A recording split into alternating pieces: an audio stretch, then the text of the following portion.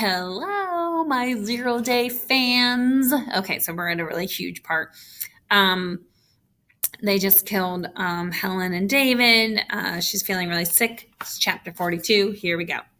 Addie pulled the covers to her chest, trying to hold back tears, trying to process what she'd just seen. Hold on. Maybe, did I read that already?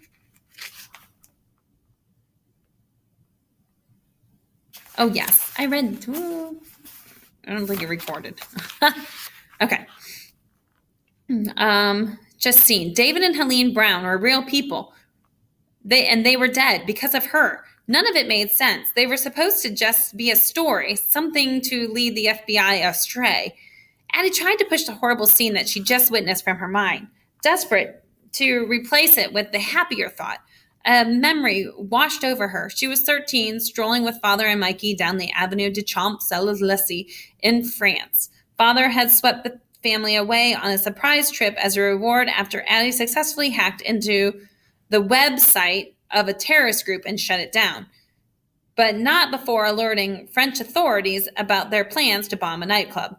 Addie was in heaven. She loved everything about Paris, the French Baroque architecture, the sounds of street musicians mingling with car horns, honking, and people chatting, the style and grace of the city's people. But most of all, Addie loved the feeling of freedom she had in the City of Lights. Here, she was just another teenage girl, Lilla Everlander, strolling the boulevards with her father and brother. She wasn't Addie Webster, the terrified child who'd been stolen from the Virginia governor's mansion 5 years earlier. Here, she could simply be herself without constantly needing to look over her shoulder, mindful that someone might recognize her. As the family meandered down the sidewalk, they peered in the windows of the upscale boutiques that lined the avenue, admiring the fashionable displays. Sleek fitted dresses with wide leather belts, tailored suits, sparkling jewels. A street vendor caught Addie's eyes. She stopped at the wooden cart, shelves crammed with miniature Eiffel Tower replicas, postcards, and colorful silk scarves. With a grin, she grabbed the tackiest thing she could find, a black beret with Paris written on bright yellow script across the front. She turned to Father, stood on her tiptoes, and placed the hat squarely on his head. She stepped back and she giggled, hand over her mouth. As his eyebrows shot up, Michael shook his head and tried to hide his smile. Father leaned forward and inspected his reflection in the small rectangular mirror hanging from the vendor's cart. He looked ridiculous, like an oversized kid on a class trip. Addie waited for him to fling the hat off, but instead, he gave an exaggerated gasp. Très magnificent, he said, and he pulled a wad of crumbled euros from his pocket and gave them to the vendor. They all laughed as they continued down the avenue.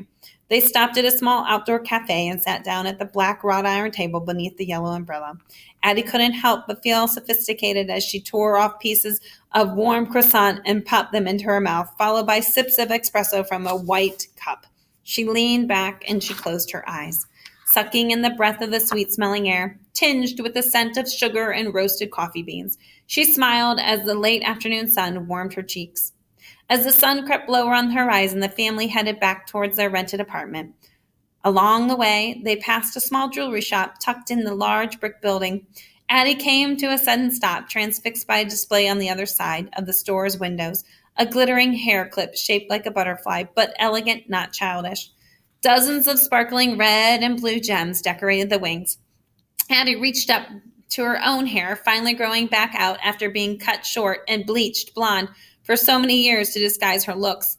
She didn't even notice Father slip into the storefront. A moment later, a hand reached over the display and retrieved the clip. Father emerged a few moments later carrying the small velvet box.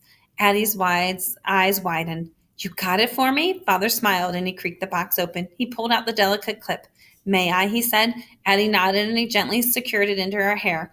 Father caught his breath. You look lovely, Lilla, he said. So grown up. Addie glanced at the reflection in the store window. She did look grown up, barely a trace of the scared kid that was left in the strong, confident gaze. She threw her arms around him. Thank you, she whispered. I love you, Father.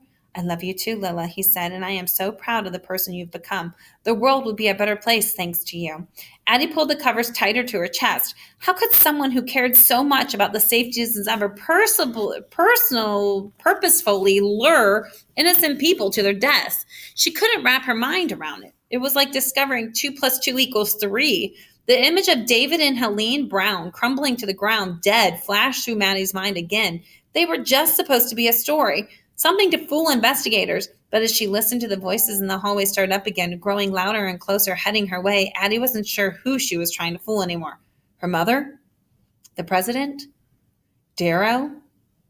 Or even herself? That is the end of chapter 42. Thanks for listening. Till next time.